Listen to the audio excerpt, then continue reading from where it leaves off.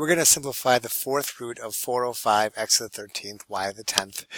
And you should hopefully keep in mind when you're doing these problems that what we're doing is looking at this index and trying to figure out what multiplies by itself this many times to make 405 x to the 13th y to the 10th. So in the back of my mind, whenever I do these problems, I'm definitely keeping this idea of something being multiplied by itself 4 times to make this thing. And if there's not a simple number that does that, there'll be some stuff left behind, and anything that's left behind stays inside the radical.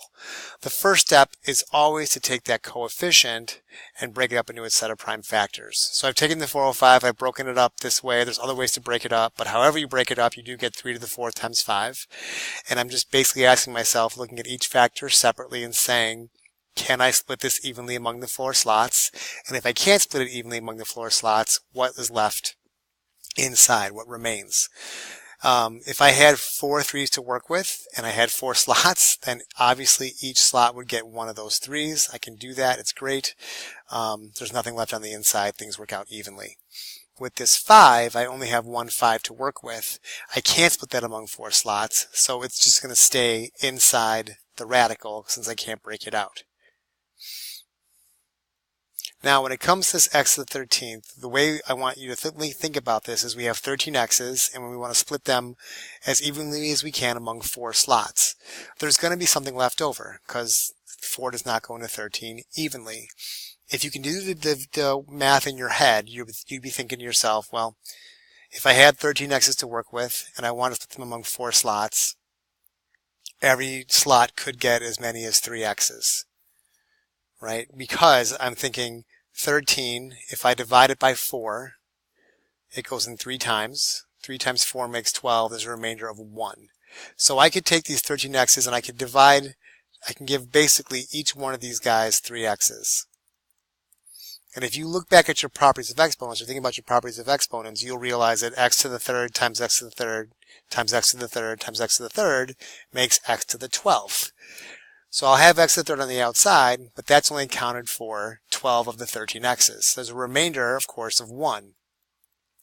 So that remainder stays on the inside. It remains in here. There's still an x to the 1st power on the inside. This way I've accounted for all 13 x's. I've split as many as I can evenly among the 4 slots that I had, and whatever remains inside. And I'll do the same process with this y to the 10th. I'm going to try to take 10 y's and divide them evenly among 4 slots. So if I'm thinking about these 4 slots, 10 of the y's, 4 goes into 10 how many times? 2. 2 times 4 makes 8. That means there's a remainder of 2 as well. So that would mean that if I wanted to take these 10 y's among these 4 slots, everyone can get 2. There's y squared. Y squared, y squared, y squared. This accounts for 8 of the 10 y's.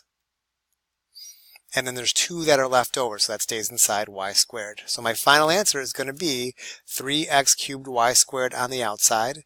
And what remained was a 4th root of 5x y squared. This is always going to be that number divided by that number. And what remains inside is the remainder of that division. It's helpful to think about the slots, but it's also helpful to think about this division. You got to put it all together.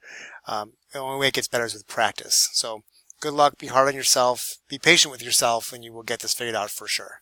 Good luck.